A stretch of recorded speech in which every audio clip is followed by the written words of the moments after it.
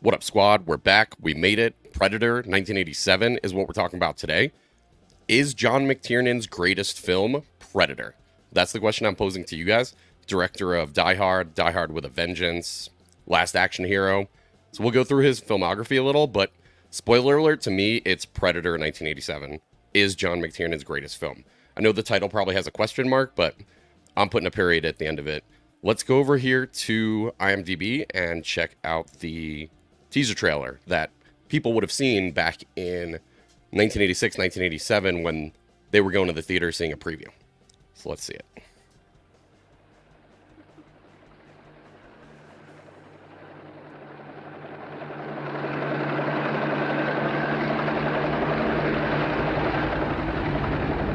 Shot on location in Mexico. Never been on Earth before. We cannot see it. Carl Weathers, rest in The peace. heat of our bodies and the heat of our fear. It kills for pleasure. It hunts for sport. But this time, it's picked the wrong man to hunt. He is the ultimate warrior. Arnold Schwarzenegger. If he is to destroy it, he must become more than a man. More than an animal. He must become the very spirit of the Predator. Arnold Schwarzenegger in Predator. Soon the hunt will begin. Outstanding. I like it. Let's go over here to Shot Deck. If you're not familiar with the format that I've been using, is I go over here to Shot Deck. And as you can see, I'm not sponsored. I actually pay for this service. And it has still frames from movies in HD quality, in order. And you can look up just about any movie. You can search by anything you want. Shot type, ethnicity, age, format, anything. So we'll go over here to the first frame of the movie. And we have Predator. Let me bring it up full screen for you guys. So starts out, I hadn't seen this movie in like a little while. It's one of my favorite films, and I do watch it at least once a year. But when I did the rewatch for this podcast, I almost had forgot that the text is so simple because the Predator font from the trailer and the home video release and all that type of stuff is so iconic. So if we go over here to Predator on IMDb, let's do this first. Let's click on John McTiernan, and we'll go through a list of just movies he's done really quickly, because the title of this video is John McTiernan's greatest film, Predator. Let's go here to known for Die Hard, Rollerball, Last Action Hero, Predator. So his directing credits, I guess the competition would be definitely between Predator and Die Hard. You have Hunt for Red October, you have Last Action Hero, you have Die Hard with a Vengeance, Thomas Crown Affair, 13th Warrior. Those would probably be up there. I think, personally, I like Die Hard with a Vengeance more than the original Die Hard, and I know that's not a popular ranking for the Die Hard series, but I grew up with Die Hard with a Vengeance, and I had saw that one before I saw Die Hard, so I kind of fell in love with that one as a kid from 1995. And a lot of people will say Last Action Hero is a great movie, and I completely agree. I think it's well made. Hunt for Red October, if we have any boomers out there, that might be among that list of greatest films that he's done. But to me, I think Predator wins out just because of the science fiction nature of it and the horror slasher nature of it that it becomes halfway through the movie. So we start out here as pretty much your basic action movie, 80s action movie for the first part of the film. And you do get this little scene right at the beginning where the ship comes in and drops off the Predator. And that was done way late into production, just to kind of let you key in on the fact that it's a sci-fi movie and you don't forget. But you could have played it either way. You could have started it off as the 80s action movie that it is, with Arnold and the crew coming here in on the choppers. And it would have worked just as well. I like the touch. I like the miniature effect for the alien ship. I think it's the coolest it's ever looked, is right in that first shot of the first movie. We have Predator 2, we have Predators, we have The Predator. So we have Alien versus Predator. So a long history of these movies, and this is by far my favorite. So we get Carl Weathers, who passed away recently. Rest in peace to Carl Weathers. Also played Apollo Creed in the Rambo, or I'm sorry, Rocky movies. And we get Jesse Ventura coming in here with the MTV shirt. Classic look. I like that they all have their own style because they're not in their gear yet. So we get Billy over here in kind of a tracksuit. This guy's in a suit, like a straight up suit. Like he looks like he's going to see a lawyer. So I like that they each have their own style. We get the classic shot of Arnold. No mistaking that he is the lead actor. Unlike Alien 1979, where you kind of don't know Ripley's the final girl and don't know she's the main character until a while in. It actually opens up on John Hurt's character. Here we go right with Arnold, because this is at the peak of his career, maybe. I mean, most people would say Terminator 2, but this is peak Arnold. When you watch this movie, this is classic Arnold Schwarzenegger acting action movie. One of his greatest roles that he's ever played. He's got the combat infantry badge there on his hat. He's lighting a cigar, as always. And we get the sick shot of them driving the Jeep through the water. I don't know if you would actually need to do that, but it looks cool on the film, so I see why they did. And we get to our first shot of why am I dressed like this today? I was wondering what to wear. I saw this sitting in the closet. I said, boom, perfect. Because for my Alien and Aliens videos, I had Alien shirts and Alien attire and Weyland Yutani stuff. For Predator, I couldn't really figure it out. And I saw the shirt and I was like, yes. I'm not saying I look like Arnold Schwarzenegger, but that's why I wore it. We get him meeting the head honcho, the general. He offers him the job, says it's been a long time. He's kind of confused as to why they called him in for this job. And he explains to him that the mission that a government official has went down on the wrong side of the border, and it's a rescue mission to go get him, because Arnold and his crew only do rescue missions. He asks him later, like, why didn't you pull that job in Libya with us? And he says, because we're not mercenaries. We're not assassins. He says, we're a rescue team. So he does have morals. And this is, we get our first shot of Carl Weathers' first dialogue shot, where he's saying, because some damn fool said you were the best. Turns around, and we get the classic, Dylan, you son of a bitch. And they lock hands like this. They arm wrestle, which is just a classic scene from the 80s, showing off their biceps here. I mean, this is one of the classic shots of the film, and it has nothing to do with the Predator, right? And he, of course, gives up, and he says, what, CIA got you pushing too many pencils? And I love that scene. I just love the camaraderie you get just from that one scene between them. You get that they have history. You get that they like each other. But at the end of the day, he's still in his civilian clothes. He hasn't got suited up yet. He's not in the jungle. So for now, they're friends. The 4K transfer of this movie honestly does look stunning, I think. I think it still holds up. It's still like it was shot yesterday. And just John McTiernan's skill level and devotion to this movie and how it looks and the camera shots and the what's in focus, what's that. It's a masterclass in filmmaking this was his second film. So a sophomore filmmaker created this piece of art, and I couldn't thank him more for it. I think it's a beautiful looking movie, and I think people forget that part. They kind of see it like we saw the VHS tape back there on IMDb, the 35 millimeter kind of grainy copies of it. But honestly, it looks tremendous. They've done an amazing job of keeping up the film and cleaning it up and using today's technology to make it look as good as it can. So, I love this scene. I think this is the first use of music. So at the beginning, you get the Alan Silvestri score for the movie, which is a classic. That dun dun dun dun, and it's kind of like a marching kind of military theme. So I do love the score for this movie. But this is the first time we get an actual song, where it's Long Tall Sally is playing in the helicopter, and they go with the red light, and you're kind of establishing all the characters. We get Arnold, who's the leader. We get Shane Black here, who is kind of the jokester, who's making inappropriate jokes the whole time. And he's not credited with writing this movie. It was a pair of brothers that actually wrote the movie. But the producers have gone on to say that they really wanted him to punch up the script, because this gentleman right here actually wrote the screenplay for Lethal Weapon. So he was an up-and-coming screenplay, and he had worked for screenplay writer, and he had worked for them before. So they knew how talented he was. And I think they brought him in, they said, to punch up the script on set and kind of give suggestions and make some jokes and write some more stuff that they hadn't necessarily thought of.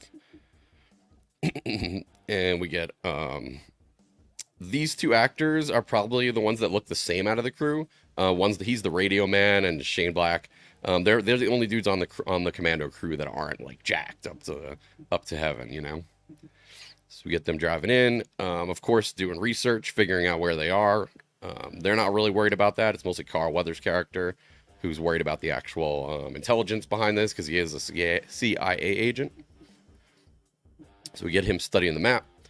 We get the Native American character, Billy, kind of getting ready and putting on his war paint, which is very fitting. We get cool, calm, collected characters all around. He's shaving right there, which becomes a trait in the movie. You'll see him dry shaving a lot. So I don't know if that was written in the script like that, or if it was Bill Duke's choice as an actor. So we get Carl Weathers kind of showing off his combat experience with an airborne lighter, and he says him and Dutch both got one, and Jesse Ventura is not too impressed. He was a professional wrestler, and he also went on to become governor of Minnesota. But in this movie, this was like the height of his peak jacked physical look. And also, he's chewing tobacco. He's making very inappropriate jokes. He says he's a sexual tyrannosaur. So we get his character right off the bat. We get who he is. He spits his tobacco here out onto Carl Weathers' boot. Carl Weathers just says, "That's a nasty habit you got there," kind of confronting him a little, letting him know he's not scared. He's in a big group of macho guys. And it's go time. They cut off the music because it's time for the mission. It's go time. They get rappelled in. I believe they call it air assault, where you rappel down from a helicopter to the ground. And he says, "I didn't know how much I missed this." And Dylan says, "You always weren't a fool." Right there, classic Arnold, face painted, smiling, giving a cool line. And they're in the jungle, and they're on the ground, and they're left on their own. And you get that vibe very quickly. You get the first sense of a horror tone from the movie. You get the first sense that it's dark, mysterious. It went from an 80s action movie to you get this very calm, collected, atmospheric scene of them just kind of looking around the jungle for the first time and taking their positions. I want to jump in here real quick and say, if you're still here and you're still watching, thank you so much. I appreciate it from the bottom of my heart. I'm a very small channel, so anything you could do to help me out, I would appreciate, including clicking the subscribe button, the like button, hit the like button, and comment below. What is your favorite John McTiernan movie, or an emoji, or anything you want, literally. I would appreciate it so much. So let's get back into the movie. So using shock deck here, we're moving right along. We're about we would be like probably the first 20 minutes into the movie at this point. So we've got to know the characters a little bit, and now we're starting to get to see what they do as soldiers. Now, I love the set design of this movie. This helicopter crash looks amazing. This was all shot on location in Mexico for the most part, in 2 locations in Mexico. The fictional country it takes place in is, I want to say, Valverde. Correct me if I'm wrong if you know. But multiple John McTiernan movies, it has him, it has references to this fictional country that they're supposed to be in right now. And behind the scenes, they flew all the actors out to Mexico in the jungle. They did a boot camp, and they got to experience weapons handling. We could see some of the weapons here. So Jesse Ventura was a previous Navy SEAL. One of the members of the squad had been to Vietnam. I believe it's the gentleman in the foreground right here. Had done a tour in Vietnam, so he said it was just like he remembers, except having fun.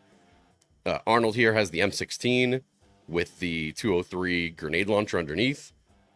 The character of Billy has an M16 with a pump shotgun racked underneath the barrel. And they all just look the part. I love the costumes. I love the design. I love all the weapons they have. He has an MP5 here in the foreground.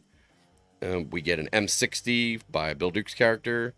And Dylan also has an MP5. So they're armed to the teeth. Jesse Ventura is here. We'll see in a minute carrying around the minigun in a bag, which he whips out eventually. Old Painless. He whips out a minigun, which the director had said, if you see the thumbnail to this, the director had said no one would actually use that thing as a practical weapon to drag through the jungle. But he just thought it was so cool, and Jesse Ventura was such a big guy that he wanted him to have it. So we see that this team has crashed here, and the person they're looking for is not there. But there are dead bodies. Cool MP5 and a backpack here. And they're kind of trying to start to figure out what's going on. Billy here is a tracker, so he's really good at tracking, being a Native American character. They give him the ability in the 87 of being a great tracker, and he's kind of letting him know what's going on. John McTiernan does a lot of beautiful cinematography during this movie. I love, there's a lot of rack focus slides where you'll be focused on something in the foreground, and then all of a sudden it'll focus on something in the background, and the blurriness will switch up. And the camera movements, a lot of slow, steady shots of camera movement. He said in an interview that I saw that it's hard to make this jungle cinematic because you can't really see that far. So they had to do interesting things like cut leaves out of the way, and he had to be really precise and choose his camera shots to look beautiful. And they find the skinned bodies of the former team, and they're in disbelief because even with the stuff they've seen, they've probably never come across something like this. And they find out it's Jim Hopper. Now, in a couple of the other videos I saw, they had blurred out all those dead bodies, but honestly, it's Stan Winston creations. It's a fictional movie. They're dummies. They're great props. It's just some type of styrofoam or material painted. So it's not real gore YouTube. It's just a fictional movie, and great artists went to painstaking lengths to create all this stuff, including the Predator costume, which we'll talk about a lot more when we get to it. Which is one of the parts I love about this movie, the creature design and the actual Predator. Which, starting out, it looked completely different. The Predator was a kind of a bug design. You can go in a new tab. I definitely suggest going back to IMDb here, and they'll have a whole bunch of behind the scenes pictures, and there's so many YouTube videos that you could find about the behind the scenes in this movie. I love them all. But if you go open a new tab to IMDb, they'll have a lot of publicity shots, behind the scenes photos, cool stuff from the movie. You got the Predator outfit, and there's 300 photos here on IMDb for Predator in 1987. So definitely go click around in that. It's so cool. You get to see a lot of stuff, but I'm sure you could find in those or the behind the scenes documentaries, which I would highly recommend, you could find what the original Predator looked like, and it looked very bad. And Stan Winston Studio has great stories about creating the final look of this Predator in the movie. So he lets him know that something's weird. It's the first time in the movie that something's weird, kind of unearthly, because he says it definitely looks like they were in a firefight, but he can't find any tracks. They were shooting in all directions, just like they wind up doing later in the movie. Great costumes and acting, just top-notch all around for John McTiernan's second film. It was originally called Hunter, and funny story, when I worked at Warner Brothers, I was in the office of Joel Silver at Silver Pictures on the Warner Brothers lot, and he has the original poster which says Hunter. So fun fact, that's what they were going to call this movie, was Hunter. And they make a reference to that in The Predator, where one of the characters says, that's more like what you're describing as a hunter. And he says, yeah, but we took a vote and Predator sounds cooler, right? And they all say, fuck yeah. And he says, fuck yeah. So they whip out Old Painless because of what they've just seen. So he gets the minigun out, and we get our first view of the Predator shot. The golden rule in monster movies is don't show too much of the monster up front. And they do a wonderful job in this, just like Jaws or Alien or any of the great monster movies, of not giving it all away right at the beginning and showing you what it looks like. And what a technical feat to accomplish all that they accomplished in this movie. From an artistry point of view, the script, the filming it, how it looks, the cameras, all this technology, the Predator itself, all the special effects, explosions, action. It's got it all. I really do love this movie. Alien 1979 is my favorite film, but this is definitely up there in the top 10 conversation of my favorite films of all times. So he kind of asserts dominance here. Bill Duke's character tells Carl Weathers' character, you're ghosting us, I'll bleed you here and leave you here to die. I don't know who you are back in the real world. So he's letting them know it's not a joke. They're in combat. And we come upon one of the greatest action scenes of the 80s. And I do think that the director, John McTiernan, by going so over the top in this scene and giving us real 80s cliches and explosions, and you even get your first pun by Arnold Schwarzenegger, your first one-liner where he throws a knife into some guy and he says stick around.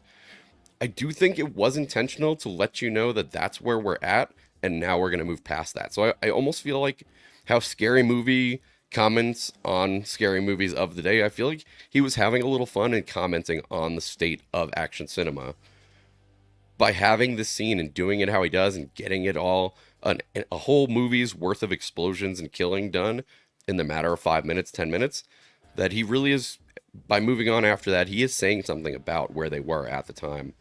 And I do really love the scene. It's just classic 80s action, explosions, people on fire. I mean, it's like one of those Universal stunt shows where just everything's going crazy, people are falling off of buildings. It's absolutely wild, and I do think the level and skill of directing and the special effects artist that pulled this off is unparalleled even now. If you gave a studio millions of dollars and told them to make a movie like this now, I don't know that they could even pull it off or accomplish it. And I love he's about to run into a booby trap here. He's about to set off a claymore, and they disarm it, and they actually take it with them, and they use it later on. They try to use it against the Predator. So there's the claymore, and it even says that's the back of it. So the front says front towards enemy. So it was pointing directly at him, and he was about to trip one of the tripwires.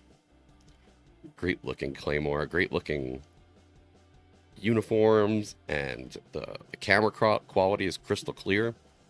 So they disarm it here. Carl Weathers is looking around. And Guard Shack's got looks like a RPK right there, I believe that's what that is. Like a fully automatic, heavy duty version of the AK-47. He does a whistle sound, drags him over, and stabs him. Arnold's kind of watching his team go to work. This is what they do, right? So no surprise there. He's sure they're all on it. And he's going to take out a building, and he does the most manly thing that you could possibly do, which is lift an entire truck and put a bomb on it and roll it down a hill and blow it up. And this movie is one of the manliest movies in the history of manly movies, right? I don't think anyone would doubt that, just down to the cast and the writing and everything. So they say, what the fuck is he doing? And it works, blows up the shack, and you get all the gun action. There's the M60 by Bill Duke's character, a fully automatic machine gun. You got the M16 with the grenade launcher by Arnold Schwarzenegger. The Russian helicopter pilots trying to take off, blow them up. There's a lot of explosions, a lot of fire. The behind the scenes stuff of this scene is cool because it was a long time filming it to get everything right and to keep it safe and to set this many fires in the jungle. It took a lot to pull off. I would definitely recommend, there is a behind the scenes documentary that came out, I believe, at the 15-year mark, probably for the DVD or Blu-ray. And if you just put in on YouTube making Predator, making of Predator, or Predator behind the scenes, you can see a whole full-length documentary, like 15 years from the actual making of the movie. And it is amazing. And they show a lot of footage from during the making. They had a documentarian on set recording it all and interviewing everybody. And it really is great. So I would definitely recommend watching the making of behind the scenes of Predator from back in the day. And there's also a lot of good Stan Winston, who created the suit. If you're interested in that, there's a lot of YouTube videos with Stan Winston studios. There's one in particular that's like the 25th anniversary of Predator, and it's all the people that created the suit coming together. So I definitely recommend that. But in the behind the scenes of this shot, he's definitely there's like, before they yell action, there's people pouring gasoline everywhere. And then he says, light everything, and they light everything on fire, and then they say action.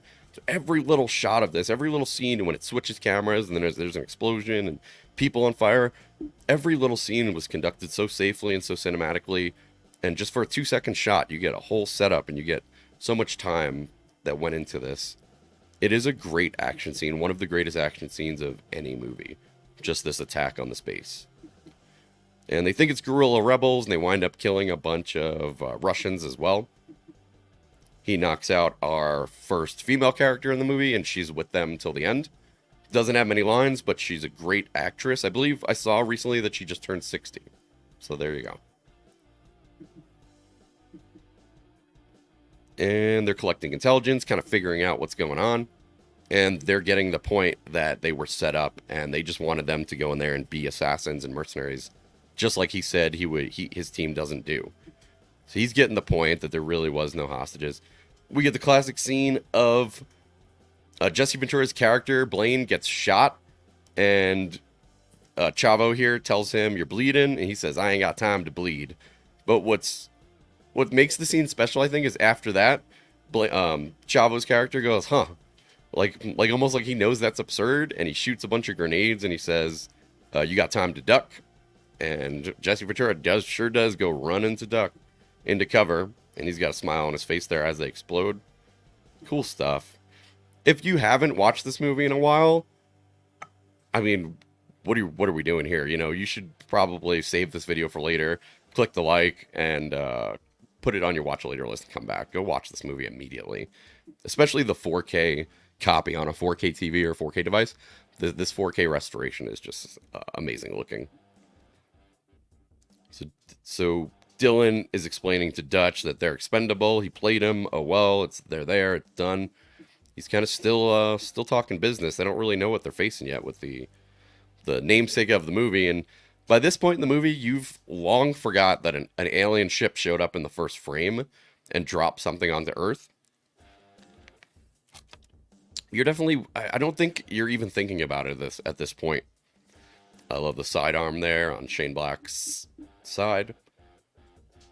I love all the camo in this movie. When I went to basic training in the Army, this was kind of the camo that we were wearing. So this movie does hold a special place in my heart, even though I was born in 87 and this movie was filmed in 87. So definitely before my time, right at my time, but I grew up with this movie. It was one of my father's favorite movies, and it was on repeat, just like Indiana Jones or Alien or Aliens, any of those type of movies. All these 80s, 90s action movies, my dad was totally there for all of them. So they were always on in my house. I probably even saw this movie too young, I would say. I remember this being on in my house when I was so young. We get the shot of him telling him turn around, and he looks off into the trees, and he puts a knife in his back, and he turns around, points his gun at him, and he's got a scorpion. He just saved him probably from a nasty bite or a bad experience, I'm sure. And you know, I often wonder, as an adult now in this scene, now was this, I think it's obviously a real scorpion. Now I'm thinking that goop at the top of the knife holding the scorpion, maybe that was holding it onto a fake knife. Because it's definitely a real scorpion squirting around, and I don't think they harmed one and actually stabbed it and did this bit. So it's crazy that in 2024, I'm still wondering how they accomplished this and what that was like. And I wish I would hear someone tell a story about how they actually did this little scorpion gag here. So it's a real scorpion, and I don't know if it's missing its stinger back there, or I think that goop on the top of the knife is holding it to a fake knife, but I don't know. It's crazy that in 2024 that I'm still wondering parts of this movie, how they accomplished that on film. That's a great shot of the M16 with the underbarrel grenade launcher. Or, I'm sorry, the underbarrel shotgun attached to it. Arnold has the underbarrel grenade launcher. Just a great weapon. For 87, that's some firepower, man. That's what you'd want. That's a fully automatic M16. Same exact thing. Arnold and this character, Billy, are both using what I got back there, M16. And also, we get our first hint of the Predator being able to record voices and play them back, because when he gets the scorpion off his back, he says thanks, and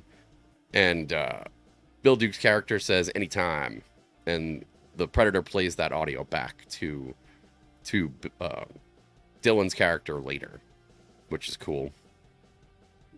We get them kind of tripped out, so they don't know what's going on now. They won't come pick him up. The helicopter won't come pick him up. He's got a sick MP5 there strapped around him. That's Shane Black, the guy who was brought in to punch up the script.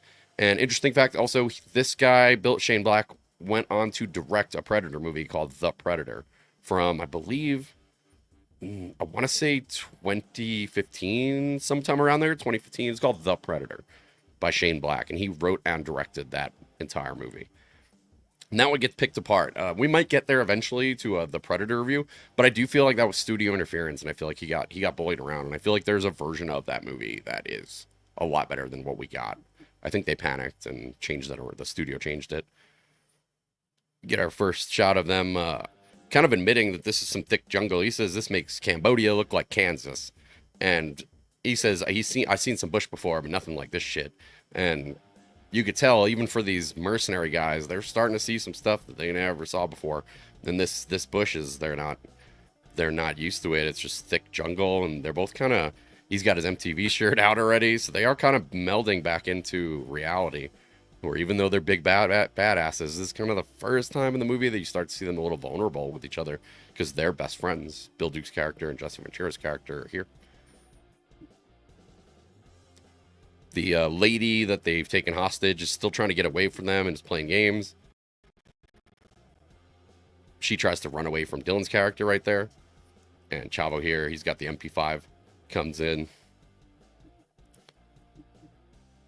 Dylan's kind of being made to look ridiculous that this lady got away from him. And Billy they all kind of know something's out there watching him. I guess they don't know, but the character Billy knows at this point. He's just staring off in the distance, dumbfounded, and he just can't figure out. He's seeing no tracks. He's obviously Native American. He's been raised by Native Americans. He's very attuned to the wildlife and the jungle, and they rely on him for tracking. So he's dumbfounded. He knows something's out there that he can't see. And it's just boggling his mind. He's not sure. I always wondered what this is. He grabs onto the sack here in this part. It starts to get creepy. It becomes at this point in the movie, even it's an action movie up until this point, a little sci-fi with that first little glimpse of the ship coming in and dropping off something. It starts to turn into a slasher movie at this point. Once the big 80s action scene is done, it starts to turn into a horror slasher film, which is one of my favorite subgenres. So I love this section of the movie. Might be my favorite. A lot of people would say the last third of the movie, with the last act 3 with Arnold fighting the Predator and setting like adult Home Alone traps that'll kill people, and not having a gun and kind of being in the mud and shirtless. A lot of people like that section of the movie. I think this section right here, where it goes from 80s action movie to a horror slasher, is probably my favorite because it's just such an abrupt turn from what it started out as. And I do think it is the director saying, we're done with that 80s action movie stuff. I gave it to you, what you want, but halfway through this film, I can give you something different. So just artistic as hell. Just a great written movie. Great shots, great blocking, the light, using all this natural light, hauling all this equipment out here, just a masterpiece. I know this is John McTiernan's greatest film, I think. I know Die Hard is a great film, and I wouldn't argue if you said Die Hard because you like that type of movie better. And it's John McClane's more relatable, and whatever your reasonings are, I'd be interested to hear them below. Why you think Die Hard is a greater film. But to me, this slasher subgenre getting dropped in the middle of this movie, and it turning into kind of a sci-fi movie once the Predator is like fully revealed.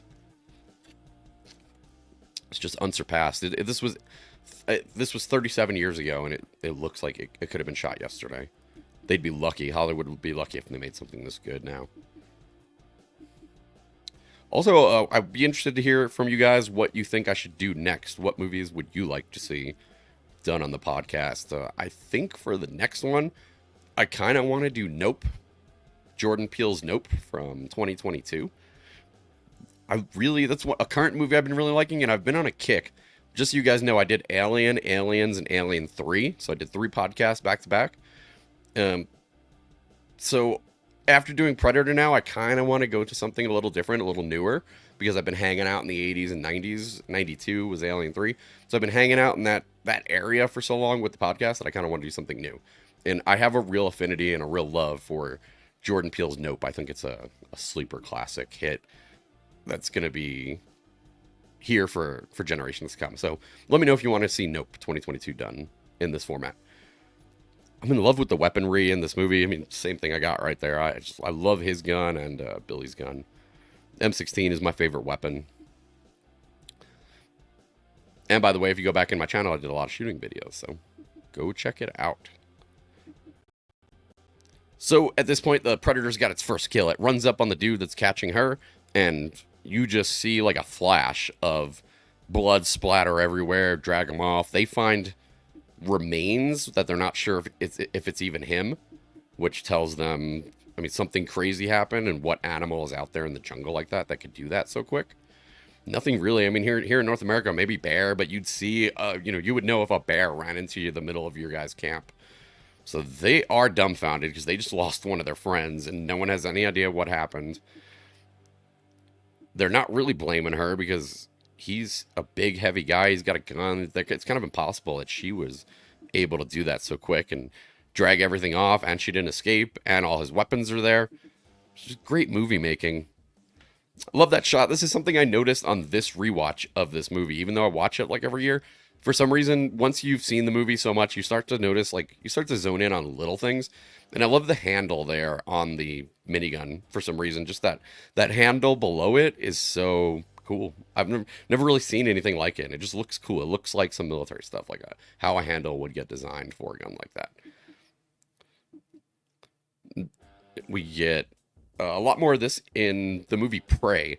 So there was Predator, Predator 2, Predators, The Predator, and then Prey, which kind of gave a reintroduction of the series to audiences. It was a Hulu original, and Prey is great. It's a Comanche tribe, and there was vibes of this in Prey. I like how Prey went back kind of to this kind of setting. So we get that he's been strung up, which obviously definitely wasn't that woman. You could see his finger going right on the trigger. He's got a grenade there on his vest.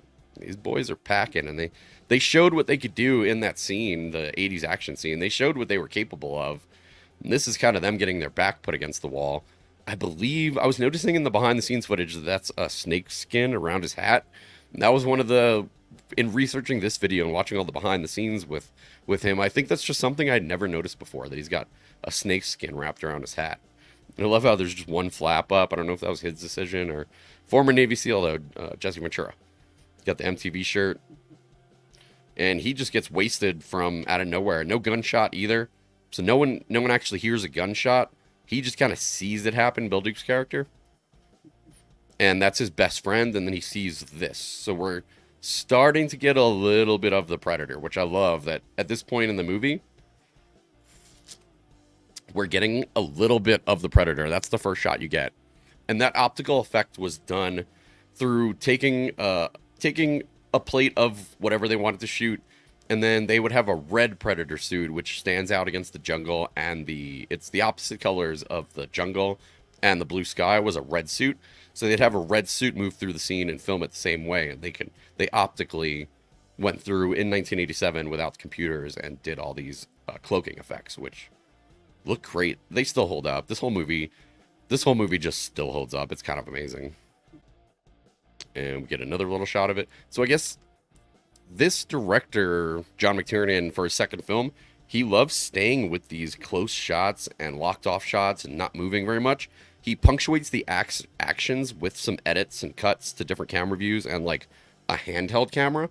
But honestly, I like that for a lot of the movie. It's just very clear what you're looking at. There's no like shaky camera to emphasize action. I really kind of hate when they add the shake purposely and everything's shaking and you can't tell what's going on. If you compare this movie to a movie like I saw in one of the video reviews I was watching, they were playing a shot of this movie compared to Man of Steel, the 2012 Superman movie, and it's just constant cuts and CGI, and they were showing Avengers too, and I love those movies too, but this is action done right. This is classic action. If I ever made an action movie, I'd want it to look exactly like this movie. Everything is so clear and beautiful looking and perfect and blocked off, and everything's interesting to look at.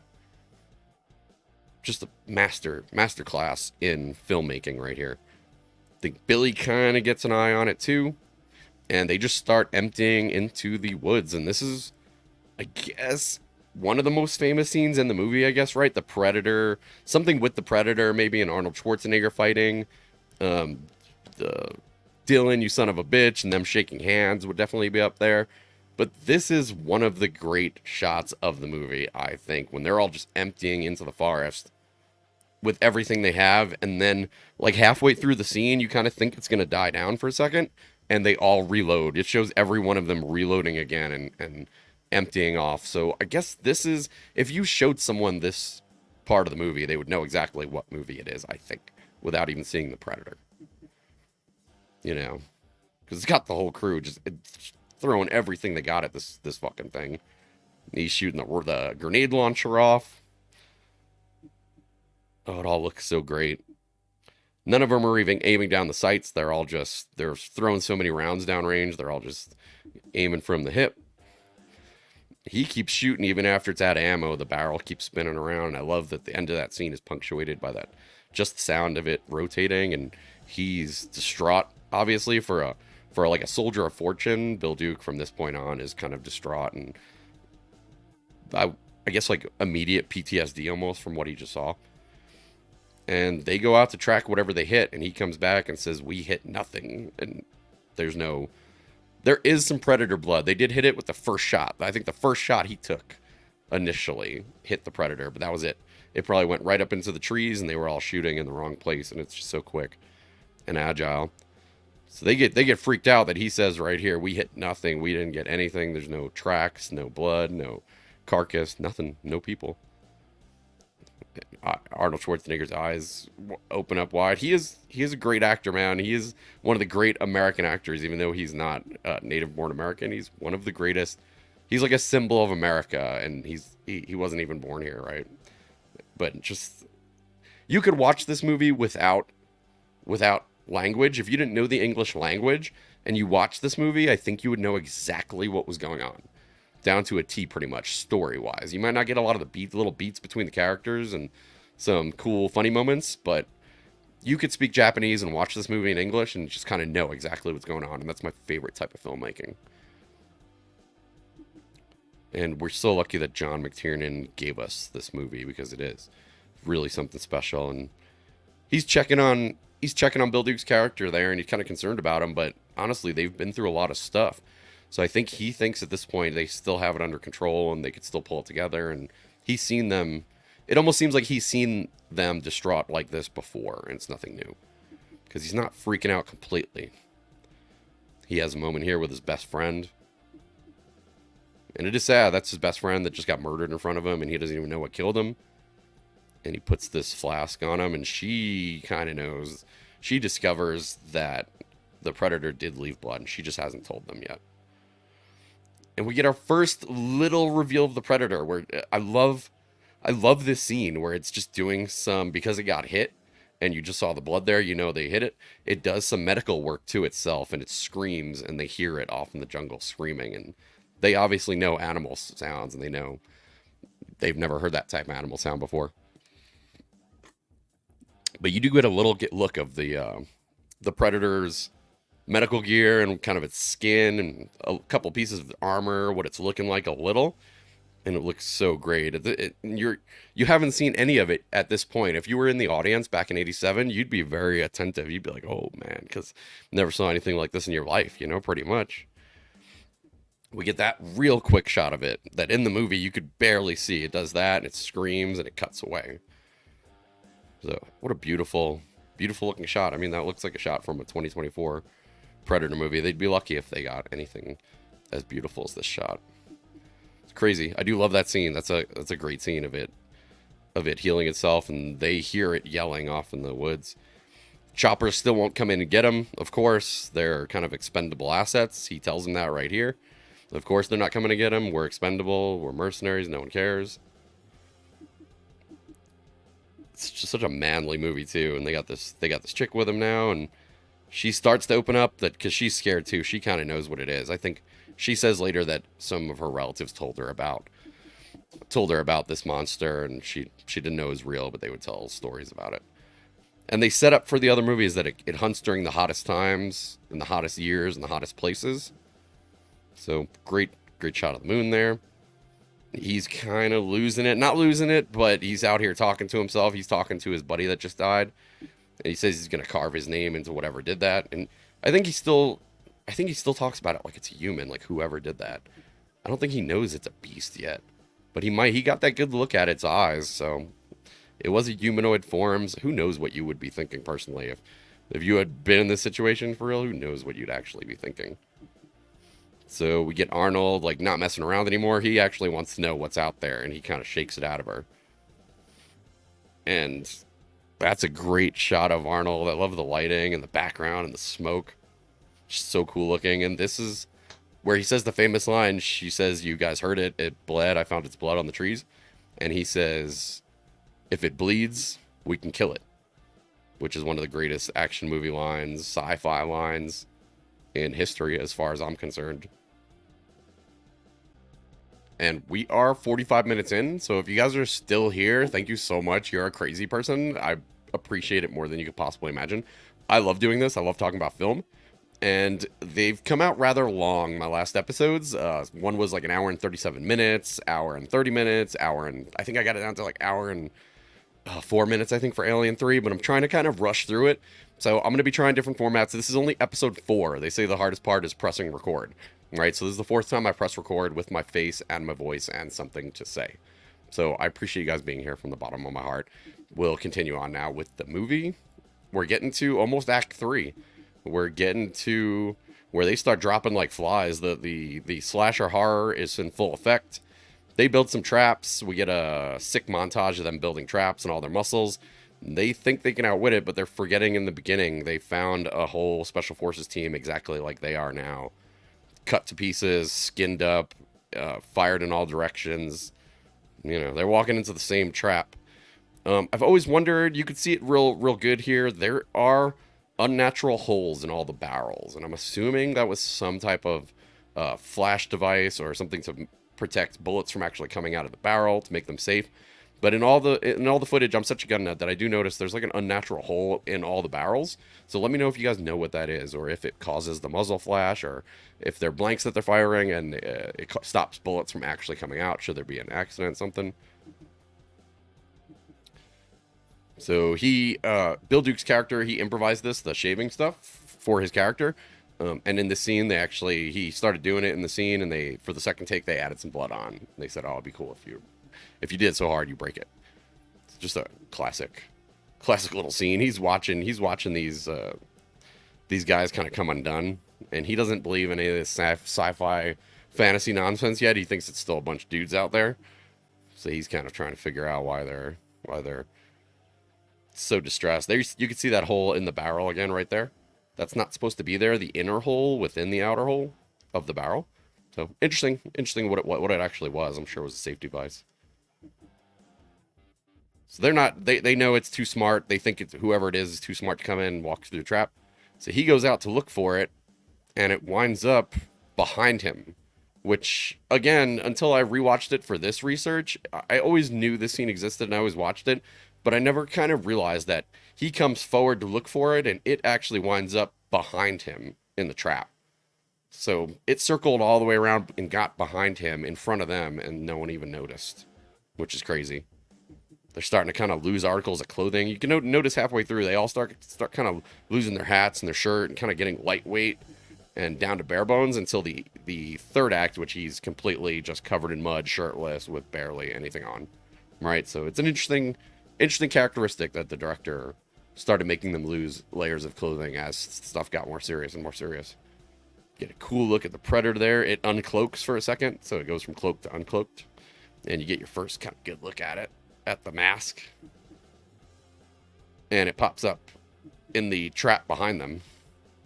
And we get Bill Duke just going out for revenge. He just wants revenge at this point, and he's going to hunt this thing down and kill it because he promised his best friend in that Moonlight scene that he would go out and keeping on the motif. He just loses all his water, his extra magazines, his gear, kind of loses it all, and he's getting stripped down to just fighting this thing.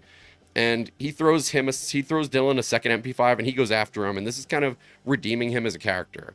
So he's been kind of selfish and kind of mission driven this whole time. And here he doesn't have to go after Bill Duke's character. Arnold's going to do it. And he says, "I got it. I'll bring it back." And Bill Duke's character did save him from that scorpion earlier.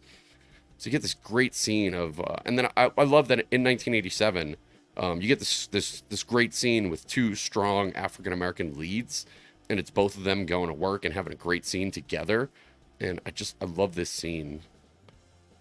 This is kind of moving. This scene kind of moves it from Act 2 into Act 3. I guess Act 3 would probably start around the time the Predator gets in the water that we'll see here in a little bit, when it comes out uncloaked from the water. So this is the end of Act 2 here, which usually ends in tragedy, and it sure does. Because they have a beat on it, they're seeing it. I don't know at this point if the Predator sees them yet, but eventually he certainly figures out where they are. They can see a cloak there hanging out on the tree branch, and they know it's using the trees to move around.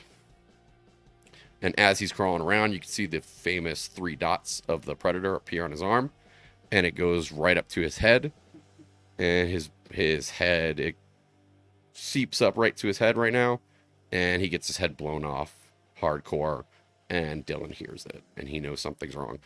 And I love this scene. It kind of pushes in on his face. Great blocking, great shot here, where he kind of notices Dylan. He notices Bill Duke's character's dead body, and his face says it all. The acting and the props to the makeup people, the costume design in this movie. Everything just comes together so flawlessly. That's why I chose this movie to do, because it is so beautiful, and I love it so much. So he is getting his good look at the Predator.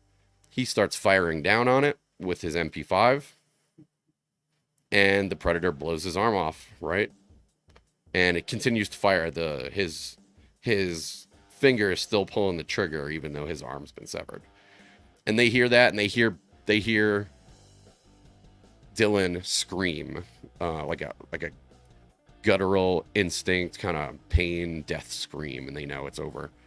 Billy at this point dumps his gun. He's figured out what Arnold's about to figure out, which is it'll hunt you the same way you hunt it, so with guns, however it has to do it. So he kind of wants to challenge it and get it over with. He's tired of running. So he dumps his gun in the river, and he pulls out his knife, cuts his chest, which comes back in other movies like Prey. The French trappers do it to the main character's brother, and also in Predators from 2010, there's a scene with a Yakuza samurai guy with a sword, and he does kind of a similar thing. He stops. He had enough of it, and he wants to confront it, man to man, or man to beast. So he cuts himself across the chest here to kind of signify to this thing that he's ready to fight it. And you just hear the biggest scream from the biggest guy on the crew, who, biggest, strongest, toughest guy, biggest gun, probably been doing this his whole life, and you just hear that scream again, just like Dylan, and they know it's dead. So initially, that female character wants to pick up a gun and shoot at it, and he kicks it out of her hand, because he realized that it won't hunt you unless you're hunting it. So it won't kill anything that doesn't have a weapon or it doesn't have a gun. So this is really kind of the start of Act 3, where he goes flying down. Great stunt here, right? The guy going over the waterfall into the river. He kind of passes out from exhaustion in the mud. I guess they had to figure out a way of him getting covered in mud, right? So he passes out face first in the mud. And once he hears it drop in, the water, which comes back in almost every movie, the water makes it uncloak. It's not compatible with water. So it uncloaks fully for the first time. And I love, too, that unlike a lot of monster or horror thriller movies, you get most of the shots of the Predator are in broad daylight. I think every one except for the third act. When it gets to the nighttime scene, you just see it in full sunlight. And it's because the Stan Winston Studios did such a great job on this costume. So I said before, I'd mention there's a YouTube video from the Stan Winston School of Character Design. They don't like to call these creatures or aliens. They call them characters. They create characters. And there's the 25th anniversary Predator Stan Winston Q&A that the original creators of the suit have. And you could learn so much about it and how they made it and the process of doing it. And it was like an 8-week thing. And for the first 4 weeks, it was just a couple of guys working on this thing, getting it done, and under no sleep, and really just dedicating everything they had to making the suit look cool. The original suit looks stupid, and there's an interview in the behind the scenes of the director saying that they were waiting for the box to come. They couldn't wait till the Predator actually showed up. It got there, they unboxed it, they put it together, and he said they knew it was a disaster, the original design. They said it looked exactly like they didn't want it to look. They purposely said we cannot have something that looks like these certain qualities, and when they got the suit, it looked exactly like he feared. So when your whole movie is hinging on this design of this character, it just didn't work. So they hired Stan Winston, who Arnold knew from Terminator. He did all the work on the original Terminator. So Arnold knew him, called him up. They got him in touch. Stan Winston Studios created this thing, and a legacy was born where they're still making these movies now from this character design and how great this original one was. So of course Arnold's realizing that it can't see him. The eye holes look so cool there. I love how they look. And while I was playing around with thumbnails, I've been using the directors for the thumbnail because they're the ones, this is their singular vision, and they made these movies possible. But I was looking at this screenshot here when I was thinking about doing character thumbnails, because that's just one of the greatest shots of the movie, right? So iconic. The blaster gun that actually would shoot off explosions so that it looked like it was shooting. So a very, very intricate design of the shoulder cannon. I think on the set they called it the parrot gun because it follows, and he realizes also, he gets good intel on it right here. He realizes that it follows along with wherever it looks. So being as the Predator just checked this spot, and this is where he got there, he probably goes out on the hunt, trying to follow Arnold.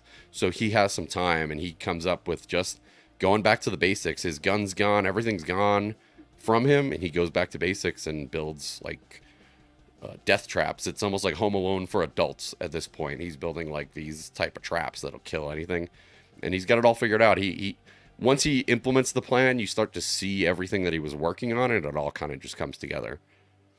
So not only does he have brawn, but you start to see that he's a very smart military tactician, and he could survive, and he's obviously been to school for stuff like this, exactly like this, and it's go time, and he's fighting for everything with these traps. Hangs up a tree trunk, and there's Billy, and we see Billy get his skull pulled out and his spinal column the same. And when you see the Predator later collecting the skulls, you can tell which one is Bill Duke's character because it's got a big hole in the top of the head. So one of the skulls has a huge hole with like black marks around it, so you can tell the Bill Duke's character that he shot in the head. But other than that, we kind of get now that he takes trophies from his victims, and he's doing it for the skulls and the spines. So all these, that's a 40 millimeter grenade round for his 40 millimeter grenade launcher. And now that he knows his gun is no good, he uses the black powder, which is a very basic, going back to basics. He gets the black powder out of it so that he can make kind of bombs and explosions that the Predator can't see because they're, oh, there you get that shot of all the skulls that he's collected and the one with the hole in it. I love that shot. This is where you can kind of tell he's taking a break from the hunt, and he's reminiscing over his trophies, and you kind of get why he's doing this now. It's character development for that Predator character, which is so needed, and you often don't get in these types of movies. And I guess when he lets off this yell into the jungle, when you go back and rewatch this movie, pay attention to the yell, the like ancestral, old school, manly yell war cry that he gives out in the scene through the whole jungle. It's one of the manliest moments in movie history, is just Arnold screaming into the jungle like that, drawing it there. So he starts fire because now he knows his vision is based on heat, because when he was covered he couldn't see him, and he knows it'll kind of disrupt his vision. And there he goes, starting the yell. Look at that, great shot right there. And the audio design in this movie is great. That sound just sounds so cool. And there's even a shot of the Predator like off in the jungle hearing it and turning around, like he realizes he's behind him and that he missed him and that he's calling him, so he knows he's got like his ultimate final prey. I love this set. Now, they filmed in 2 locations in Mexico. This whole scene here, I honestly can't tell you if it's a big set or it's actually in the jungle of Mexico. They do, if it is a set, they did such a good job of all this stuff. But the fact that it's smoky and you can only see so far, it might be a mix. But this third act that Arnold filmed pretty much alone, it's just Arnold and the Predator. They either use the second location or maybe mixing with the set for some shots. I'd be so interested in, if you can't tell though, what does it make a difference really? Great shot of Arnold holding onto the tree. He sets the fire.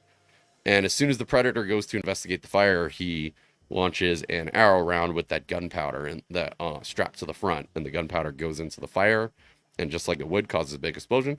And the Predator just starts shooting everywhere, almost like they were back in that one scene. He just starts shooting off into the trees everywhere because he kind of has some idea of where it came from. So I love that scene of the Predator just blasting off everywhere. He doesn't even know where he's at. He's shooting. He's under him right here. Great tension. Great. Even though it's dark, you could see everything that's happening. Unlike a movie like Alien vs. Predator 2 Requiem, you can't see anything that's going on in the dark. It's so poorly color graded. This is just bright. I mean, for nighttime, that's very bright right there, and you can see everything that's going on. You understand where the action is, the geography of where they are. I just love how it's designed, and he's just got his knife strapped to a pole right there. And he follows the blood, and he realizes he's been followed. Like, it knew that he was going to follow its blood. And we get the final showdown. This is the beginning of the end for one of them, and they know it.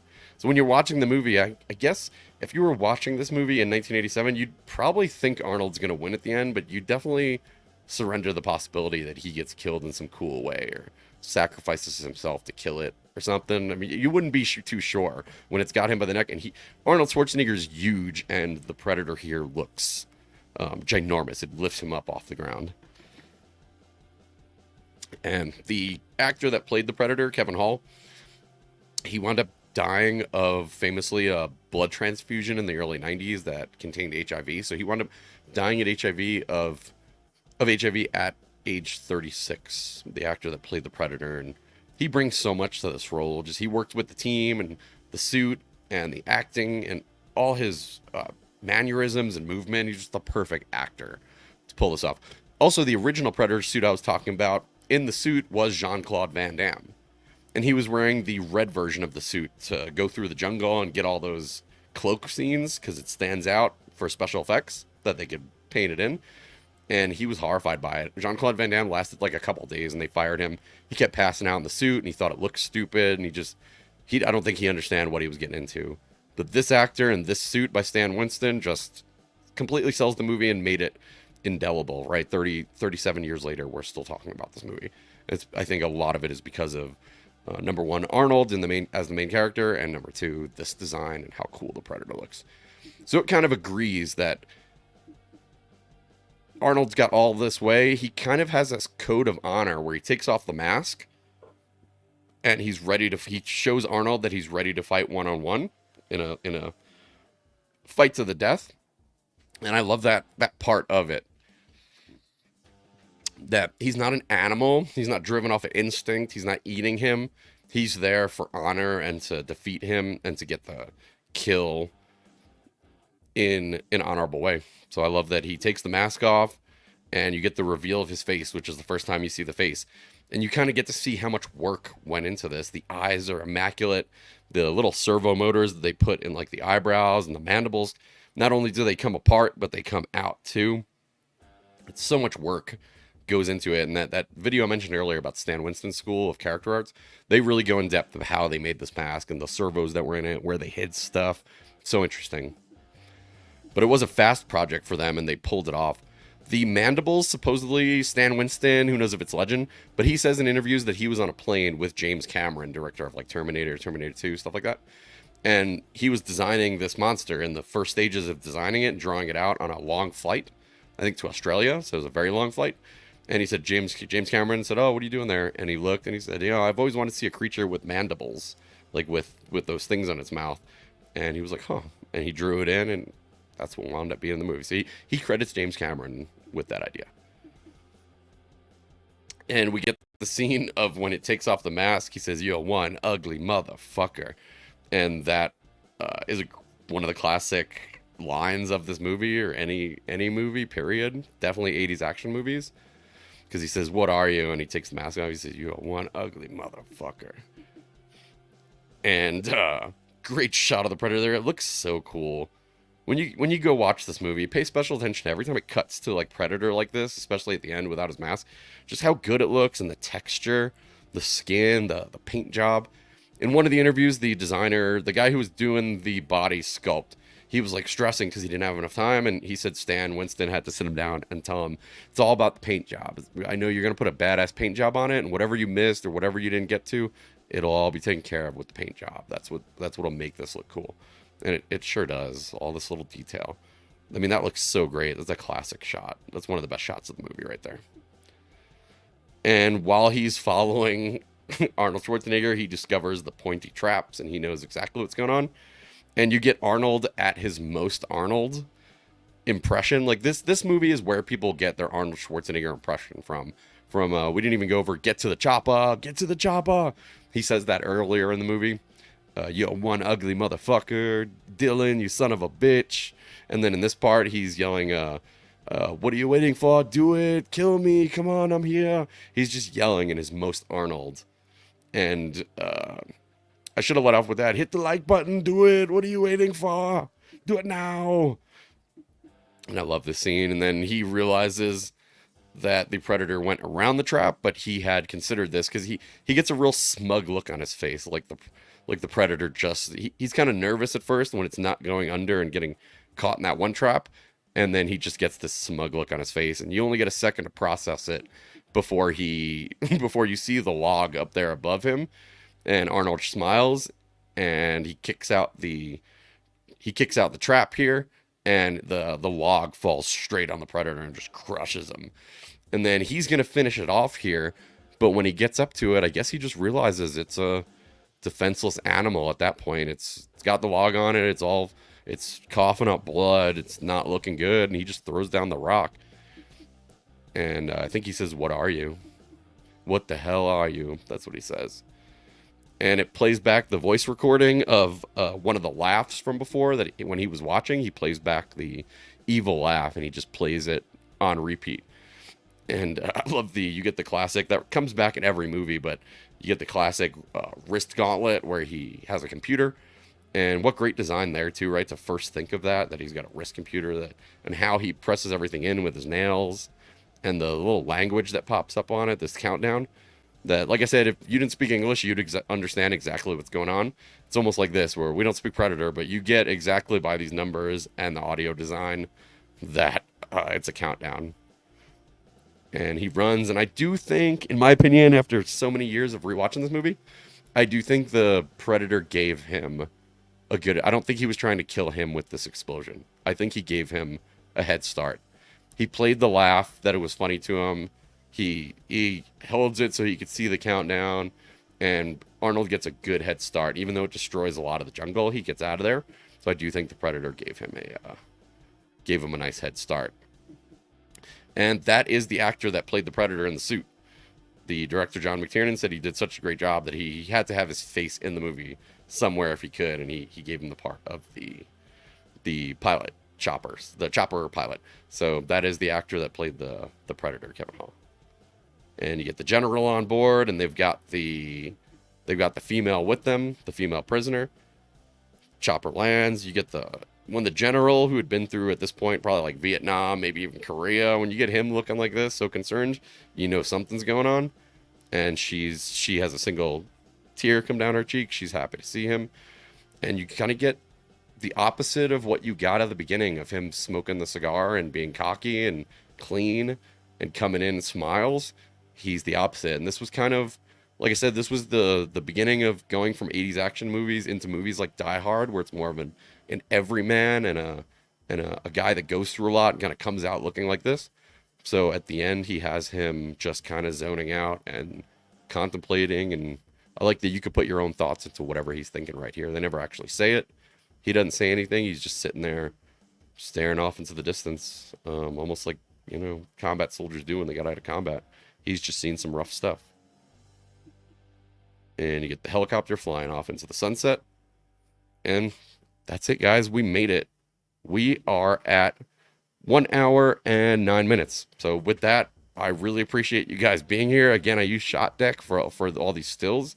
And if you come in, it'll have, in this version of the screen, it'll have all sorts of information about the movie. Filming location. It's got the 2 filming locations, Chiapas. in Mexico. It's got the camera, the lens, film stock, all sorts of film nerdy stuff. So I definitely recommend Shot Deck here. That's what I use to look for all these, and you could search by film, actor, lighting, set location. You could search anything and it'll give you shots of movies that have that in it. So really great. Before we leave, we could take a look at the Rotten Tomatoes, 87% on the popcorn score and 80% on the tomato meter from critics. So universally loved. I don't know those 20% of critics that don't like this movie. I don't know what kind of bad mood they were in that day. But definitely I appreciate you guys being here with me. It means the world to me. This is what I want to do. I love talking about film. I love discussing film. Maybe one day we'll go live with these and I can have you guys in the chat talking to me too. Let me know if that's something you'd be interested. If you made it to this point, leave a comment letting me know you made it to the end. I appreciate it. Hit the like button, subscribe. I'm going to try to put these out maybe every 2 weeks. That's how much I like to watch a movie and research it and watch all the behind the scenes stuff before I do the podcast. So, with that said, thank you guys so much. I love you. I appreciate you being here. Anything you do to support me, I totally appreciate it. Thank you so much. Goodbye, guys.